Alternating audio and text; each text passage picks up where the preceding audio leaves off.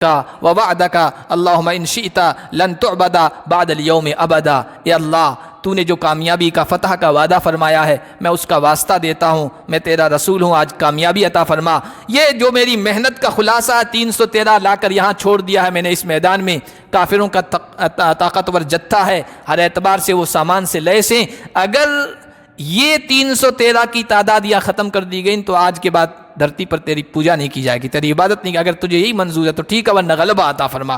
عاجزی کے ساتھ دعا کر رہے تھے، کندھے پر چادر تھی وہ بھی گر رہی تھی۔ حضرت ابوبکر صدیق آئے اور کہا یا رسول اللہ لقد الححت علی ربک، بہت زیادہ اصرار کر لیا آپ نے، بس بس حسبک حسبک، اب کافی ہے، اللہ کی طرف سے انشاءاللہ مدد آئے گی۔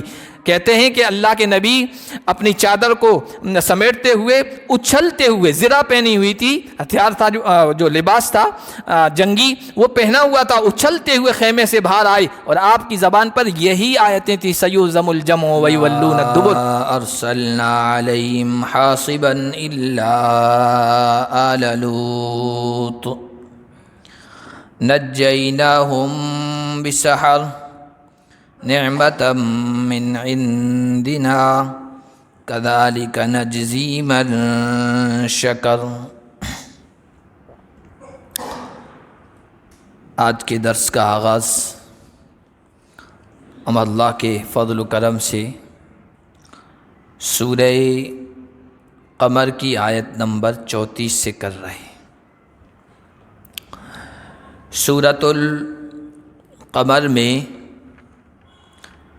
اسلام کے ایک بنیادی عقیدے بعث بعد الموت اور قیامت کے بارے میں گفتگو کی گئی ہے، اور انکار کرنے والوں کو جو اللہ تعالیٰ قیامت میں عذاب دیں گے اس کی ہلکی سی جھلک اس دنیا میں دے دی گئی ہے، اس کا بیان ہے۔ چنانچہ اللہ تعالیٰ نے اس صورت میں مختصر طور پر 5 ایسی قوموں کا تذکرہ کیا ہے جن پر آخرت کے عذاب کی ادنا سی جھلک اسی دنیا میں آ گئی۔ اللہ نے ان کو عذاب میں مبتلا کیا اور نیست و نابود کر دیا۔ ان میں سے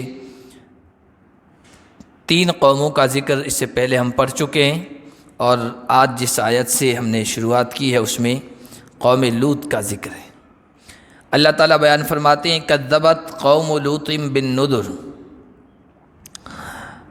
لوط کی قوم نے ڈرانے والوں کو، متنبع کرنے والوں کو یعنی نبیوں کو جھٹلایا تو حضرت لوط علیہ السلام اکیلے کو تھا، لیکن چونکہ نبیوں کی دعوت، سارے نبیوں کی دعوت ایک ہی رہی ہے، تو ایک نبی کو جھٹلانا گویا سارے نبیوں کو جھٹلانا ہے، اس لیے انہوں نے رسولوں کو، ڈرانے والوں کو، چوکنا کرنے والوں کو جھٹلایا، اور اس تکذیب اور جھٹلانے کے نتیجے میں اللہ تعالیٰ فرما رہے ہمارا عذاب ان پر آیا۔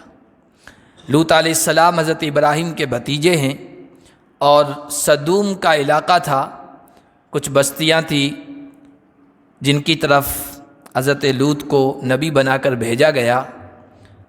تقریباً 4-5 لاکھ کی آبادی تھی۔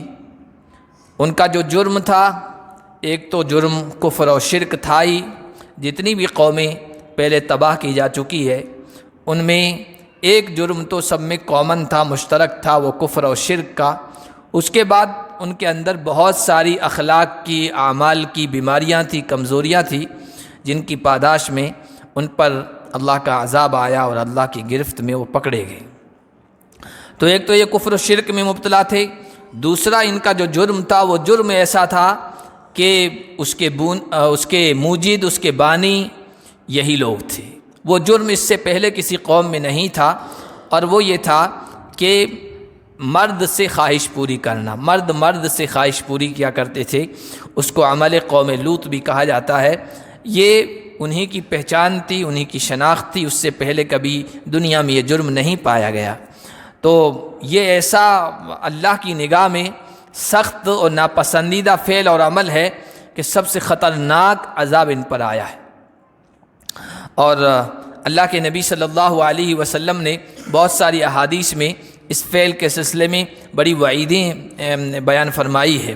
ایک حدیث میں تو 3 مرتبہ لعنت فرمائی ہے، لعن اللہ من عمل عمل قوم لوط، لعن اللہ من عمل عمل قوم لوط، لعن اللہ من عمل عمل قوم لوط۔ لعنت کا لفظ ہی بہت خطرناک ہے، لعنت کا لفظ ہی بہت خطرناک ہے، اور وہ اللہ کی طرف سے آئے، لعنہم اللہ کا لفظ آئے یا لعن الرسول کا لفظ آئے، اس کا مطلب بہت سنگین جرم پر یہ لفظ استعمال کیا جا رہا ہے۔ تو اللہ کے نبی نے فرمایا جو قوم لوط جیسے عمل میں مبتلا ہو اس پر اللہ کی لعنت، اس پر اللہ کی لعنت، اس پر اللہ کی لعنت۔ تو اللہ تعالیٰ نے اس قوم کا تذکرہ آنے والی نسلوں کے سامنے اسی لیے کیا ہے کہ کہیں وہ آنے والی نسلیں اس جرم میں مبتلا نہ ہو جائیں۔ آج دنیا کے اندر جس تہذیب کا، جس کلچر کا غلبہ ہے وہ ویسٹرن کلچر کا رہتا ہے، مغربی تہذیب کا، اور مغربی تہذیب میں اس جرم کو جرم ہی نہیں سمجھا جاتا ہے، ایک عام سا عمل، ایک عام سی چیز بن کر رہ گئی ہے، اور اس کو کوئی گناہ بھی تصور نہیں کیا جاتا ہے، بلکہ کوئی گناہ اس تہذیب کی نگاہ میں گناہ نہیں رہا ہے، حالانکہ یہ ڈرنے والی چیز ہے۔ اللہ تعالیٰ نے فرمایا ہم نے ان پر عذاب بھیجا، انا ارسلنا علیہم حاصبا الا آل لوط، آندھی کا عذاب بھیجا، اور حضرت جبرائیل علیہ السلام نے پوری بستی کو یہ اوپر اٹھایا، اور اوپر اٹھانے کے بہت بلندی پر لے جانے کے بعد جو پٹخا ہے، تو آج آپ سرچ کر لیجئے سطح سمندر، ہر چیز کا سطح سمندر ہوتا ہے، آپ یہاں پر نکالیں گے تو آپ جہاں آپ آباد ہیں کہ بھائی سمندر کی سطح سے کتنا اوپر ہے کتنا نیچے ہے، وہ بتاتے ہیں، آج ترمامیٹر ایسے آگے ہیں، تو سب سے نیچی جو سطح ہے زمین کی وہ ہے جہاں قوم لوط آباد تھی، اور وہاں پر ڈیڈ سی ہے، البحر المیت عربی میں جسے کہا جاتا ہے ڈیڈ سی، مردار سمندر، وہاں پانی ہے، جمع ہے، اور اس میں کوئی جانور زندہ نہیں رہتا ہے۔ آج سائنس، آج میڈیکل یا آج کے ریسرچ کرنے والے اس کا کوئی ریزن بتائیں، کوئی وجہ بتائیں، لیکن قرآن یہ کہتا ہے کہ اس پر اس عذاب کے اثرات ہیں کہ جس کی وجہ سے وہاں پر جمع ہونے والے سمندر میں جاندار زندہ نہیں رہتا ہے، کوئی جاندار چیز زندہ نہیں رہتی ہے، اسی وجہ سے اس کو ڈیڈ سی کہتے ہیں، مردار سمندر۔ تو اللہ تعالیٰ نے اوپر سے طوفان بھیجا، طوفان حاصبہ، کنکر والا، جس کو ہم پہلے پڑھ چکے، 27 پارہ جہاں شروع ہوا تھا کہ کھنگر تھے، کنکر تھے، جن پر ہر ایک مجرم کا نام لکھا ہوا تھا، مصومۃ عند ربک للمسرفین، حد سے گزرنے والوں کے لیے نشان زدہ تھے۔ آج کل کے جو ہوتے ہیں ڈرون میزائل، جس طرح جہاں فٹ کر دیا گیا ہے فلاں جا کے گریں گے جگہ جا کے میزائل، یہ گویا اللہ تعالیٰ کی طرف سے تھے، جس پر نام لکھا ہوا تھا، جس سردار کا، جس چودھری کا، جس مجرم کا، اسی کو جا کے لگے اور پوری بستی کو اس کا تختہ پلٹ کے رکھ دیا، تہس نہس کر دیا، سوائے آل لوط کے، ان لوگوں کے جو حضرت لوط علیہ السلام پر ایمان لے آئے تھے، ان میں خاص طور پر ان کی بیٹیاں تھیں اور کچھ اور لوگ تھے۔ نجیناہم بسحر، ہم نے سحری کے وقت ان کو نجات دے دی۔ اس کا تذکرہ آگے آ رہا ہے، نعمتم من عندنا کذالک نجزی من شکر، یہ ہماری طرف سے احسان و فضل کے طور پر تھا، اس میں ان کا خود کا کوئی کمال نہیں تھا کہ وہ عذاب سے بچ گئے، ہماری مہربانی ہوئی، ہماری نعمت ہوئی، ہمارا احسان ہوا کہ ہم نے ان کو بچا لیا۔ اور یہ صرف لوط اور آل لوط کے ساتھ خاص نہیں ہے، کذالک نجزی من شکر، جو بھی شکر گزار بندہ بنتا ہے، ہماری قدر کرتا ہے، شکر کا عمل اختیار کرتا ہے، اس کو ہم اسی طرح بدلہ دیا کرتے ہیں۔ اور سب سے بڑا شکر، سب سے بڑی شکر گزاری یہ ایمان لانا ہے، یہ توحید کو تسلیم کرنا ہے، یہ اللہ کو ایک ماننا ہے، اس کے بعد اللہ کی اطاعت کے سارے کام کرنا ہے، لیکن سب سے بڑی شکر گزاری یہ ہے کہ انسان شرک سے بچ جائے، کفر سے بچ جائے، توحید اور ایمان کو قبول کر لے۔ تو اس طرح ہم ایمان والوں کو بدلہ دیا کرتے ہیں، لوط اور آل لوط کو بھی بدلہ دیا۔ وَلَقَدْ أَنذَرَهُمْ بَطْشَتَنَا فَتَمَارَوْا بِالنُّذُرِ، یہ جو کنکروں کا ان پر ہمارا عذاب آیا، اچانک نہیں آیا، اچانک اللہ کا عذاب نہیں آتا ہے، اللہ کی طرف سے دلیل اور حجت پوری کی جاتی ہے، سمجھا دیا جاتا ہے، کھول کے بیان کیا جاتا ہے، وارننگ دی جاتی ہے، اس کے بعد ہی عذاب آتا ہے، ورنہ وہ قوم کہے گی کل قیامت کے دن ہمارے پاس کوئی ڈرانے والا ہی نہیں آیا، ہمیں کوئی متنبع کرنے والا ہی نہیں آیا، سمجھانے والا بھی نہیں آیا، ہم سمجھ جاتے، صحیح راستے پہ آ جاتے۔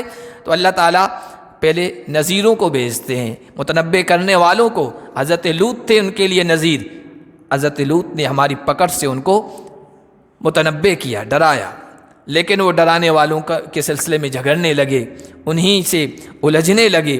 حضرت لوط علیہ السلام کے پاس پیچھے بھی آ چکا ہے کہ جب یہ فرشتے آئے تھے نا اللہ کی طرف سے، تو نوجوان، خوبصورت نوجوانوں کی شکل میں آئے تھے، اس لیے کہ وہ قوم لوط جو تھی وہ اسی عمل میں مبتلا تھی، خاص طور پر نوجوانوں کے ساتھ، خوبصورت لڑکوں کے ساتھ غلط فعل کیا کرتی تھی۔ تو اللہ تعالیٰ نے ڈھیل دینے کے لیے وہ اس عمل میں یا اس گناہ کی طرف بڑھیں اور پھر ہماری پکڑ آئے، تو نوجوانوں کی شکل میں فرشتے آئے۔ انہوں نے، اس ناہنجار قوم نے یہ سمجھا کہ یہ انسان ہے۔ حضرت لوط کو بھی پتہ نہیں چلا کہ یہ فرشتے ہیں، وہ بھی انسانی سمجھ رہے تھے۔ قوم کو پتہ چلا تو ان کی جو خراب عادت تھی اس کو پورا کرنے کے لیے وہ دوڑے کہ لوط کے گھر میں آج عجیب غریب خوبصورت شکل کے نوجوان آئے ہیں، ان سے ہم اپنا عمل پورا کریں۔ حضرت لوط کے گھر کی طرف بڑھے۔ حضرت لوط کو محسوس ہوا، انہوں نے چوکنا کیا، بھائی یہ میرے مہمان ہیں، مجھے رسوا مت کرو ان کے سامنے، اور اگر تمہیں اپنی خواہش پوری کرنی ہے تو پہلے قرآن میں کئی مرتبہ آ چکا ہے، ہؤلاء بناتی ہن اطہر لکم، یہ قوم کی بیٹیاں ہیں، ان سے شادی کرو، ان سے نکاح کرو اور اپنی خواہش پوری کرو جائز طریقے سے، یہ غلط عمل نہ اختیار کرو، غلط فعل مت اختیار کرو، اور ورنہ اللہ کا عذاب آئے گا، اللہ کی پکڑ آئے گی۔ بتایا وَلَقَدْ رَاوَدُوهُ عَنْ ضَيْفِهِ فَطَمَسْنَا أَعْيُنَهُمْ، ان کے مہمان کے سلسلے میں ان کو بہکانا چاہا، پھسلانا چاہا۔ حضرت لوط علیہ السلام نے دیکھا کہ یہ مان نہیں رہے، نصیحت حاصل نہیں کر رہے، دروازوں کو بند کر دیا، دروازے بند کر دیے۔ عجیب ضدی قوم تھی، دیواروں کو پلانگ کر گھر کے اندر داخل ہوئے۔ جب اندر داخل ہوئے اور فرشتوں کو اپنے قبضے میں کرنا چاہا تو اللہ کی طرف سے اب پکڑ آئی، فَطَمَسْنَا أَعْيُنَهُمْ، ہم نے ان کی آنکھوں کو سپاٹ کر دیا، نابینا کر دیا، آنکھوں کی بینائی روشنی چھین لی، اندھے بن گئی۔ اور پھر وہ دیوار کو ٹٹیلتے ہوئے لوط علیہ السلام کو دھمکی دیتے ہوئے جا رہے تھے کہ ابھی ہمیں نظر نہیں آ رہا ہے، صبح ہم دیکھ لیں گے تم کو، صبح ہم تمہیں دیکھ لیں گے، تمہارا انجام کیا ہوتا ہے۔ لیکن یہ تو اللہ کا عذاب تھا، اللہ کے عذاب کی ایک شکل تھی، صبح کیا دیکھتے، آگے آ رہا ہے، صبح ان کو ہی دیکھ لیا گیا۔ فذوقوا عذابی ونذر، ان کو اندھا کر دیا گیا۔ اب وہ دیواروں کو ٹٹلتے ہوئے باہر جا رہے تھے، اللہ کی طرف سے کہا گیا میرے عذاب کا مزہ چکھو، اب میرے ڈرانے والوں نے جو جس چیز سے ڈرایا تھا نا اس کا مزہ چکھو۔ وَلَقَدْ صَبَّحَهُمْ بُكْرَةً عَذَابٌ مُسْتَقِرٌ، اللہ فرما رہے ہیں وہ جو لوط کو دھمکی دے رہے تھے صبح دیکھ لیں گے، ابھی ہمیں نظر نہیں آ رہا ہے، لَقَدْ صَبَّحَهُمْ بُكْرَةً عَذَابٌ مُسْتَقِرٌ، صبح سویرے، صبح تڑکے ہمیشہ رہنے والے عذاب نے ان کو آ پکڑا، آ دھمکا، اور پھر جو میں نے ابھی بتایا پوری بستی اوپر اٹھا دی گئی اور پھر نیچے پٹک دی گئی، اوپر سے کنکر برسائے گئے، کھنگر برسائے گئے، اور پوری قوم کو نیست و نابود کر کے رکھ دیا اور آنے والی نسلوں کے لیے عبرت کا نشان بنا دیا۔ اللہ نے پھر فرمایا فذوقوا عذابی ونذر، میرے عذاب کا مزہ چکھو، میرے ڈرانے والوں کے چوکنا کرنے کا اب مزہ چکھو۔ وَلَقَدْ يَسَّرْنَا الْقُرْآنَ لِلذِّكْرِ فَهَلْ مِن مُدَّكِرٍ، 5 تباہ شدہ قوموں کا اللہ نے اس میں ذکر کیا ہے، ان میں سے 4 قوموں کا ذکر کرنے کے بعد یہ کلمات، یہ آیت لے آئے ہیں وَلَقَدْ يَسَّرْنَا الْقُرْآنَ لِلذِّكْرِ فَهَلْ مِن مُدَّكِرٍ، ہم نے قرآن کو آسان کر دیا ہے نصیحت کے لیے، ہے کوئی نصیحت حاصل کرنے والا؟ یہ سب چیزیں ہم نے کھول کے بیان کر دی۔ قرآن کو آسان کر دینے کا یہ مطلب بھی ہے کہ قرآن کے پڑھنے کو ہم نے آسان کر دیا، قرآن کے پڑھنے کو ہم نے آسان کر دیا، یعنی کوئی آدمی ہے وہ عربی زبان نہیں جانتا ہے، عربی زبان سے ناآشنا ہے، اس کو کچھ بھی پتہ نہیں ہے، لیکن اتنا آسان کر دیا قرآن اس کے پڑھنے کے لیے، وہ یہ زبان جانتا بھی نہیں، سمجھتا بھی نہیں ہے، لیکن وہ فر پڑھتا چلا جاتا ہے۔ اب رمضان کا مہینہ ہے، آپ دیکھیے کہ جاہل آدمی ہے، کوئی زیادہ علم نہیں رکھتا، لیکن قرآن اس نے بچپن میں پڑھ لیا ہے تو نہ جانے کتنے قرآن فر کرتے ہوئے رمضان میں پورا کر دیتا ہے، کچھ نہیں جانتا، اس کو پتہ ہی نہیں کہ اس میں کیا کہا جا رہا ہے۔ یہ عجیب چیز نہیں ہے کہ ایک آدمی جو چیز پڑھ رہا اس کو سمجھ نہیں رہا ہے لیکن فر پڑھتا چلا جا رہا ہے، یہ صرف قرآن کا اعجاز ہے، یہ صرف قرآن کا معجزہ ہے۔ کسی اور کتاب، کوئی اور کتاب آپ سنسکرت نہیں جانتے ہیں لیکن پڑھ کے دکھائیے، آپ کوئی عبرانی زبان، سریانی زبان، دنیا کی کوئی زبان نہیں جانتے، پڑھ کے دکھائیے، نہیں ہوتا ہے۔ ایک آدمی جانتا نہیں ہے زبان کو لیکن قرآن کو فر پڑھتا چلا جا رہا ہے، اس اعتبار سے قرآن کو اللہ نے آسان کر دیا ہے۔ قرآن کو یاد کرنے کے لیے آسان کر دیا ہے۔ اب دیکھیے 6 سال کا بچہ ہے، 60 سال کا بوڑھا ہے، مرد ہے، عورت ہے، سب جو یاد کرنا چاہیں قرآن ان کے لیے آسان ہے، قرآن یاد ہو جاتا ہے۔ اور رمضان میں تو قرآن کا یہ اعجاز ہم یہ دیکھتے ہیں، 6 سال کا بچہ ہے یا 60 سال کا بچہ، حافظ جی نے تراویح پڑھتے ہوئے ذرا سی غلطی کی، کوئی بڑی غلطی نہیں، آیت چھوٹ جائے وہ تو بہت جلدی پکڑ میں آ جاتی ہے کہ آج آیت چھوٹ گئی ہے، ذرا سی غلطی، واو بڑھا دیا، فا بڑھا دیا، منہم بڑھا دیا، فیہم بڑھا دیا، یہ معمولی سی، یا زبر کا زیر کر دیا، معمولی سی غلطی ہے۔ 6 سال کا بچہ اگر حافظ قرآن پیچھے کھڑا ہے، وہ یا تو اسی وقت ٹوک دے گا یا بعد میں بتا دے گا کہ حافظ صاحب یہ غلطی ہوئی ہے، اس کو دوہرا لینا، یہ آیت چھوٹ گئی ہے، یہ کلمہ اس جگہ ایسا نہیں ہے، فلاں جگہ ایسا ہے، آپ نے یہاں ایسا پڑھ لیا ہے۔ یہ قرآن کا اعجاز ہے۔ قرآن کو اس طور پر بھی اللہ نے آسان کر دیا ہے، اور قرآن اس طور پر بھی آسان ہے کہ اس میں جو عبرت کی باتیں ہیں، نصیحت کی باتیں ہیں، سمجھنے کی باتیں ہیں، انسان کو راہ ہدایت پر لانے والی باتیں ہیں، وہ اتنی آسان ہے کہ عالم ہو، جاہل، شہری ہو یا دیہاتی، کوئی بھی انسان ہو، وہ قرآن کی جب باتیں، قرآن کا جو مضمون ہے وہ ان کے سامنے بیان کیا جاتا ہے، عبرت انہیں حاصل ہوتی ہے، ہدایت اور رہنمائی ملتی ہے۔ وَلَقَدْ جَاءَ آلَ فِرْعَوْنَ النُّذُرُ، اللہ فرماتے ہیں کہ آل فرعون کے پاس بھی ڈرانے والے آئے۔ یہ 5 قوموں کا، تباہ شدہ قوموں کا ذکر ہے، اس میں یہ 5ویں قوم آل فرعون کا ذکر ہو رہا ہے۔ كَذَّبُوا بِآيَاتِنَا كُلِّهَا فَأَخَذْنَاهُمْ أَخْذَ عَزِيزٍ مُقْتَدِرٍ، انہوں نے ہماری تمام نشانیوں کو جھٹلایا۔ حضرت موسیٰ اور حضرت ہارون کو اس قوم کے لیے سمجھانے کے لیے ان کو بھیجا گیا تھا، اور ان کے ہاتھوں معجزات ظاہر کیے گئے، انہی کو نشانیوں سے تعبیر کیا گیا ہے۔ نشانیاں 2 بڑی تھی، ایک تو عصائے موسیٰ تھا، لاٹھی تھی حضرت موسیٰ علیہ السلام کی جس کے واقعات آپ سنتے رہتے ہیں۔ دوسرا ید بیضا تھا، ہاتھ تھا، وہ یوں بغل میں ڈال کے نکالتے تھے، فَإِذَا هِيَ بَيْضَاءُ لِلنَّاظِرِينَ، وہ ایک دم چمکتا ہوا روشن ہوتا تھا، یہ بھی ایک طرح کا معجزہ تھا۔ اور باقی جو نشانیاں تھیں وہ 7 چھوٹی نشانیاں تھیں، ان میں پانی کا طوفان جو ان پر آیا وہ بھی اللہ کی ایک نشانی تھی، اصلنا علیہم الطوفان والجراد، ٹڈی دل لشکر آیا، ٹڈیاں آئی، یہ بھی ایک معجزہ تھا حضرت موسیٰ کا اور اللہ کی نشانی تھی۔ قمل، جوئیں یا چیچڑی جو ہوتی ہے وہ ہر جگہ پھیل گئی تھی، اس کی وجہ سے وہ پریشان ہو گئے تھے، یہ بھی اللہ کی نشانی تھی۔ والضفادع، ہر جگہ مینڈک نظر آتے تھے، گلاس میں پانی پینا چاہیں اندر مینڈک، کہیں کوئی بھی چیز کھانے پینے کی اٹھائیں منہ کے قریب لے جائیں اس میں مینڈک نظر آتا تھا، زندگی جہنم بن کے رہ گئی تھی۔ والضفادع والدم، خون کا جو ہے معجزہ یا خون کی نشانی تھی، پینے کی چیز اٹھائی قریب منہ کے لے گئے، دیکھا اندر تو خون نظر آ رہا ہے۔ آیات مفصلات، قحط اور بھی بہت سارے تفصیلی نشانیاں تھیں، ان میں قحط سالی، پھلوں کا کم ہونا، یہ بھی قرآن میں آیا ہے۔ یہ نشانیاں ہم نے دی، نشانیاں معجزات جو ہوتے ہیں نا، معجزات قائل کرنے کے لیے، یعنی جھکانے کے لیے، مائل کرنے کے لیے، گھائل کرنے کے لیے، متاثر کرنے کے لیے ہوتے ہیں، تاکہ نبی کی طرف متوجہ ہوں اور پھر ان کی بات ان کو سمجھ میں آئے۔ اللہ نے یہ سارے نشانات دیے، معجزات دیے، آیتیں دی، اللہ فرما رہے ہیں سب کو جھٹلا دیا، اور ہمارے نبی کی جو توحید کا ان کا جو پیغام تھا اس کو قبول نہیں کیا۔ فَأَخَذْنَاهُمْ أَخْذَ عَزِيزٍ مُقْتَدِرٍ، چونکہ اس صورت میں مختصراً بیان کیا اللہ نے۔ اللہ فرما رہے ہیں ہم نے ان کی پکڑ کی، ایسی ذات کے پکڑ کرنے کی طرح جو قوت کا مالک ہے، جو غالب رہنے والا ہے۔ ظاہر سی بات ہے قوت کا، طاقت کا سرچشمہ اللہ ہی ہے، تو اللہ سے بڑھ کر کون مضبوط گرفت کر سکتا ہے، پکڑ کر سکتا ہے۔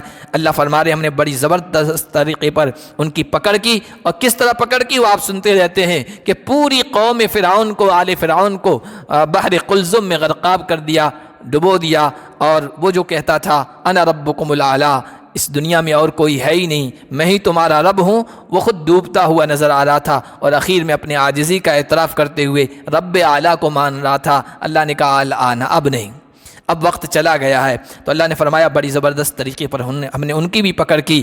اگر نصیحت حاصل کرنا چاہو تو ان قوموں کے ان واقعات سے عبرت و نصیحت حاصل کرو، اور اپنی روش کو چھوڑ دو، غلط اعمال کو چھوڑ دو، غلط عقیدے کو چھوڑ دو۔ آگے اللہ تعالیٰ نے کفار مکہ سے، اور صرف کفار مکہ کا تو اس لیے کہ اس وقت قرآن نازل ہو رہا تھا، اس وجہ سے وہ مراد تھے، آنے والی قیامت تک آنے والی نسلوں سے سوال کیا ہے۔ अकुफ़ारुकुम खैरुम मिन उलाइकुम अम लकुम बराअतुन फिज़ ज़ुबुर। जब तबाहशुदा कौमों का जिक्र होता है ना, इबरत और नसीहत हासिल करने की बात कही जाती है, तो उनके ज़हनों में बात ये वो हलाक हुए, हम थोड़ी होंगे। अल्लाह ने फरमाया तुम्हारे अंदर कौन सा सुरखाब का पर लगा हुआ है। अकुफ़ारुकुम खैरुम मिन उलाइकुम, क्या तुम्हारे कुफ़ार आज के लोग उनसे बेहतर थे? क्या उनसे बेहतर थे? उनसे ज़्यादा ताकत वाले हो तुम? उनसे ज़्यादा साजो सामान वाले हो? उनसे ज़्यादा पावर और क़ुव्वत वाले हो? दुनिया की ताकत तुम्हारे पास ज़्यादा है? नहीं, वो तुमसे कहीं गुना ज़्यादा थी। दुनिया के असबाब उनके पास ज़्यादा थे, दुनिया की क़ुव्वतें उनके पास ज़्यादा थी, हुकूमत उनकी मजबूत थी, दुनिया के असबाब साजो सामान तुमसे ज़्यादा उनके पास थे। वमा बलगू में इशारा मा आतीनाहुम, तुम क्या हो? उनको जो हमने सब कुछ दिया था, दुनिया के असबाब और दुनिया की ताकतें और क़ुव्वतें, उसका 10वां हिस्सा भी तुम्हें नहीं मिला है, तुम्हें नहीं दिया है। उनके सामने तुम्हारी कोई हैसियत नहीं है। तो क्या तुम उनसे भी ज़्यादा ताकतवर हो? जाहिर सी बात है उनसे ज़्यादा ताकतवर नहीं हो, तुम्हारी कोई हैसियत नहीं है। वो बहुत ज़्यादा ताकतवर थी। कौम आद और कौम समूद के बारे में अल्लाह ताला ने कहा है उनको भी यही घमंड गुरूर था, हम तो हम हैं, हम तो हम हैं, हमारा कौन क्या बिगाड़ सकता है। मन अशद्दु मिन्ना कुव्वा, इसलिए कि डेल डोल के एतबार से, दुनिया में तरक्की के एतबार से बहुत आगे थे वो लोग। अल्लाह ने उनकी क़ुव्वत की, उनके डेल डोल की तारीफ़ की। अल्लती लम युखलक मिथलुहा फिल बिलाद, पैदा करने वाला खुद कह रहा है इस धरती पर उन जैसा कोई पैदा ही नहीं हुआ है। वो घमंड में मुबतला हो गया, हमारा कौन क्या बिगाड़ सकता है। अल्लाह ने कहा हम बताते हैं। फिर अल्लाह ने हवा जैसी लतीफ़ नज़र न आने वाली चीज़, नरम नज़र न आने वाली चीज़ से उनको हलाक व तबाह कर दिया। कोई बड़ी ताकत का इस्तेमाल नहीं किया। हवा को हुक्म दिया सबअ लयालिन व थमानियत अय्याम, 7 रातें 8 दिन मुसलसल चली और उठा उठा के ऐसा पटका है ना, वो डेढ़ लोल वाले लंबे तड़ंगे इंसान ऐसे पड़े थे कान्नमा अजाज़ु नखलिन खाविया, गोया वो खजूर के खोखले तने पड़े हो। हर ज़माने में कुफ्र और शिर्क की जो ताकतें होती हैं ना, अपनी ज़ाहिरी साजो सामान पर ज़्यादा फ़ख्र करती है। वो उन्हीं को सब कुछ समझती है। हथियार आगे समझते हैं हमारे पास हथियार है, हम ही गालिब आने वाले, उसी को सब समझते हैं, हथियार पैदा करने वाले को नहीं। इसलिए सशस्त्र पूजा होती है, हथियारों की पूजा हो रही है कि यही सब कुछ करने वाले, पैदा करने वाले की पूजा नहीं। वही दुनिया के असबाब और साजो सामान को सब कुछ समझ बैठते हैं कि हमारे पास पावर है तो अब ये ख़त्म नहीं होगा, बस हम दुनिया पे छाने वाले हैं, विश्व गुरु बनने वाले हैं, बस हमारा कौन क्या बिगाड़ सकता है। और ताकत और उसके क़ुव्वत के पावर के नशे में होते हैं। ये कुरान ऐसे ही नहीं बयान कर रहा है, ये कुरान फ़िरऔन जैसे ताकतवर का वाक़या बयान कर रहा है। वो भी ये कहा मन अशद्दु मिन्ना कुव्वा। और सिर्फ काफिरों की बात नहीं हो रही है, बाज़ मुसलमान भी जिनके पास नाम के मुसलमान हैं, वो ताकत और क़ुव्वत आ जाती है ना, वो समझते हैं बस हम ही हमें। मैं वाक़या सुनाया करता हूँ, परवेज़ मुशर्रफ का सुनाया था इससे पहले कई मरतबा दर्स में, कि उसने भी बहुत जुल्म किए थे मदारिस पर, दीनी उलमा इदारों पर बहुत। तो जालिम व जाबिर जितने भी होते हैं ना, कुछ अच्छे भी काम करते हैं जिसकी वजह से लोग उनकी तारीफ़ करने लग जाते हैं, लेकिन उन सब का अंजाम बहुत बुरा हुआ है। डिक्टेटर जो लोग थे, वो कुछ अच्छे नाम भी लोग उनका नाम पर नाम रखते हैं, लेकिन वो जालिम थे अपने ज़माने के, अल्लाह ने इबरत का निशान बनाया हो। तो वो कहा करता था, उलमा ने उनको समझाया ना, तो उसने यूं मुक्का मार के कहा था, I am weak but my chair is strong. भाई मैं कमज़ोर हूँ, ये मेरी कुर्सी बहुत मजबूत है, मेरी कुर्सी बहुत मजबूत है। यानी कुर्सी का पावर दिखा रहा था। उस वक्त एक आलिम दीन थे, वो शहीद हो गए। उन्होंने कहा था कि नहीं, चेयर तुम्हारी मजबूत नहीं है, चेयर उसकी मजबूत है जो आयतुल कुर्सी वाला है, बस उसकी कुर्सी मजबूत है, बाकी सब कुर्सियाँ ख़त्म होने वाली है, जाने वाली। और फिर जो उसका इबरतनाक अंजाम हुआ वो भी दुनिया ने देखा। बहरहाल अल्लाह ने फरमाया क्या तुम बेहतर हो या वो थे? जाहिर सी बात है वो ताकतवर थे, वो भी अल्लाह की ताकत के सामने टिक नहीं सकी, तो तुम्हारी क्या हैसियत है। दूसरा सवाल किया अल्लाह ने, अम लकुम बराअतुन फिज़ ज़ुबुर, क्या सहीफ़ों में अपने बेगुनाही का, मासूमियत का परवाना लेके आए हो, या ये लिखवा के लेके आए हो अल्लाह तुम्हारा कुछ नहीं करेगा, तुम जो कुछ भी करो। जैसे आजकल हम मुसलमानों का ये मामला बन गया, हम जो कुछ करें, हम तो नबी सल्लल्लाहु अलैहि वसल्लम की उम्मत हैं, हमारा क्या होगा, हम तो ऐसी बख्शे बख्शाए जन्नत मिल जाएगी, है ना। चाहे किसी को तकलीफ़ देते रहें, ताकि किसी को अजियत देते रहें, हम तो उम्मत मोहम्मदिया में बख्शे बख्शाए हैं सब। ये जहन बनता जा रहा है, ये यहूदियों का जहन था। यहूदी ये कहा करते थे, لن تمسنا النار الا ایاما معدودہ، یا ایک جگہ معدودات آیا ہے، ہم تو بخشے بخشائے کچھ بھی کریں ہمارا کچھ نہیں ہوگا، اور اگر زیادہ کچھ ہوا نا تو صرف جتنے دنوں ہمارے پرکھوں نے ہمارے بڑوں نے بچھڑے کی عبادت کی تھی وہ غالباً 40 دن تھے، تو 40 دن جہنم میں جائیں گے، اس کے بعد تو باہر آنا ہی ہے، ہمارا کچھ نہیں، کوئی کچھ نہیں کر سکتا ہے۔ تو کیا یہ لکھوا کے لائے ہو تم اللہ کی طرف سے؟ تو تمہارا کچھ نہیں بگڑے گا، تم کچھ بھی کرتے جاؤ، تمہاری جو روش ہے، تمہارا جو طرز ہے، تمہارے جو اعمال ہیں، وہ اعمال تو ان تباہ شدہ قوموں کے ہیں۔ جو کچھ کر رہے ہو نا یہی وہ کرتے تھے جن کا تذکرہ ابھی آیا ہے، قوم نوح، قوم سمود، قوم عاد، قوم لوط، آل فرعون، جو کچھ کر رہے ہو یہ تو انہی کے نقش قدم پہ تم جا رہے ہو، اور پھر یہ دل میں لیے بیٹھے ہو کہ ہمارا کچھ نہیں ہوگا۔ کیا اللہ کی طرف سے لکھوا کے لائے ہو؟ تیسرا سوال کیا، ام یقولون نحن جمیع منتصر، یا تم یہ کہتے ہو یا یہ کہتے ہیں کہ ہم تو بدلہ لینے والے اکٹھا تعداد ہیں، ہمارا جتھا مضبوط ہے، ہم بڑی تعداد میں، نبی پاک صلی اللہ علیہ وسلم کے اس دور میں مکہ کے کافر و مشرکوں کی تعداد زیادہ تھی، دنیا کے اعتبار سے بھی وہ مضبوط تھے، تو کیا یہ کہتے ہیں کہ ہمارا کون کیا بگاڑ سکتا ہے، ہم غالب رہیں گے، بلکہ جو عذاب بھیجنے والا ہوگا نا ہم اسی سے نمٹ لیں گے، اسی کے دانت کھٹے کر دیں گے۔ منتصر کا مطلب یہی ہے انتقام لینے والے، جو ہماری طرف عذاب بھیجے گا نا منہ توڑ اس کو جواب دیں گے اور اس کے دانت کھٹے کر دیں گے۔ کیا یہ کہہ رہے ہیں؟ آگے اللہ نے فرمایا یہ ان کی خام خیالی ہے، سیوزم الجمع ویولون الدبر، ان کا اکٹھا جو جتھا ہے، لشکر ہے، یہ شکست کھا کر بھاگے گا، ویولون الدبر، پیٹھ دکھا کر بھاگے گا، ان کا جتھا کام نہیں آئے گا۔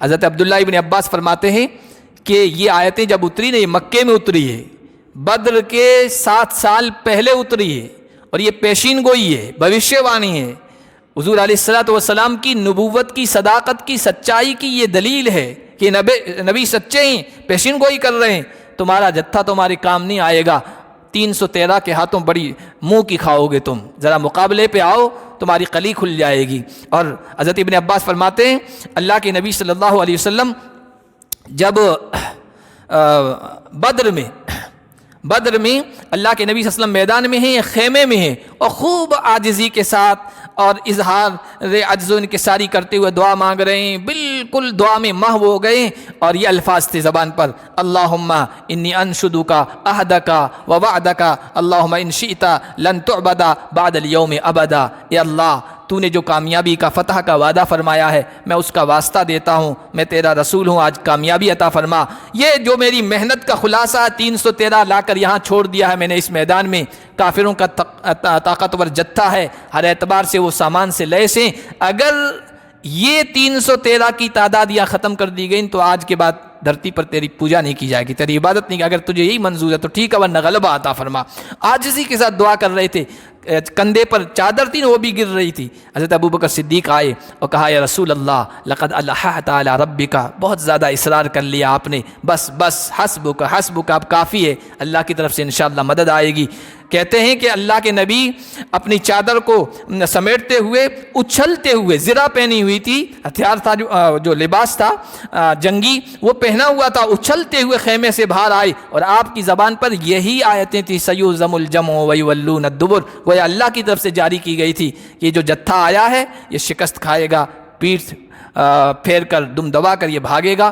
پھر ایسا ہی ہوا، 70 ان کے سورما مارے گئے، 70 قیدی بنا لیے گئے، اور بڑی ذلت کا سامنا انہوں نے کیا۔ اللہ نے فرمایا یہ بدر کا عذاب تو ایک ہلکا سا نمونہ ہے، سیمپل ہے عذاب آخرت کا، بل الساعۃ موعدہم والساعۃ ادھیٰ وامر، اصل ان سے جو وعدہ ہے عذاب کا وہ قیامت کا ہے، اور قیامت کو یہ لوگ ہلکے میں لے رہے ہیں، غفلت کے نشے میں مست ہیں، قیامت کا مذاق اڑا رہے ہیں، جنت کا مذاق اڑا رہے ہیں، حوروں کا مذاق اڑا رہے ہیں، غلمان کا مذاق اڑا رہے ہیں۔